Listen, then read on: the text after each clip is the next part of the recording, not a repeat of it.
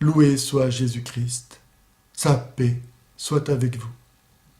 On ne peut rien comprendre à la misère du monde si l'on ne connaît pas le dogme du péché originel. Comment se fait-il que nous arrivions dans ce monde pour y souffrir et y mourir, y connaître l'injustice? Est-ce que Dieu se moque de nous? Non, Dieu ne s'est pas moqué de nous. La réponse à cette question se trouve en Jésus-Christ.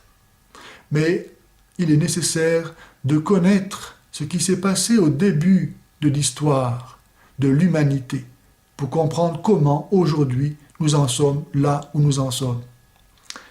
Au début donc de l'histoire de l'humanité, lorsque Dieu, dans sa bonté, ayant tout créé à partir de rien, gratuitement, par amour, a amené Adam et Ève, nos premiers parents, dans le paradis terrestre. Il leur a dit, voilà, vous pouvez manger du fruit de tous les arbres du jardin, mais je vous interdis de manger du fruit de l'arbre de la connaissance du bien et du mal, parce que si vous en mangiez, vous mourrez. C'est ce que nous lisons au chapitre 3 du livre de la Genèse. Et donc on voit que Dieu ne voulait pas la mort de l'homme.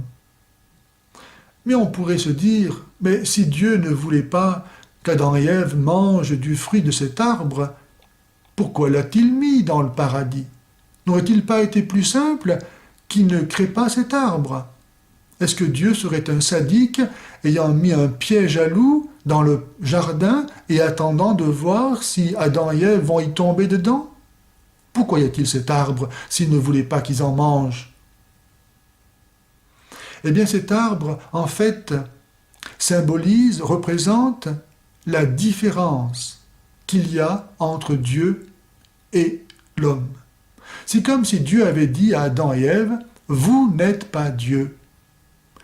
Acceptez que nous soyons différents, qu'il y ait entre nous une différence. » Cette différence se caractérise, se matérialise par le fait que vous recevez de moi la vie, tout ce que vous avez, gratuitement, et que vous devez accepter de rester en relation avec moi pour continuer à vivre. Et donc ne vous prenez pas pour Dieu, ne transgressez pas, ne niez pas la différence qui à la fois nous sépare et nous unit. Car dans ce paradis, il y a des lois.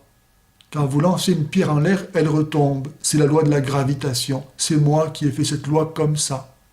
Et si vous la niez, si vous lancez une pierre en l'air et qu'elle vous retombe sur la tête, il ne faudra pas vous étonner.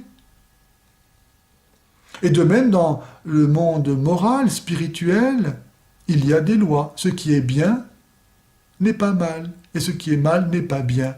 Et si vous voulez nier la différence qu'il y a entre les deux, et dire, voilà, moi, aujourd'hui, je décide ce qui est bien et ce qui est mal, vous allez tout casser. Vous allez détruire l'harmonie. Acceptez que je sois Dieu. Vous, soyez qui vous êtes. Et comme ça, nous pourrons continuer à rester en relation, à nous aimer. Et je continuerai à vous donner, sans cesse et toujours plus, les grâces infinies de mon cœur pour vous, qui vous a créé pour que vous partagiez mon bonheur. Mais acceptez que je sois Dieu.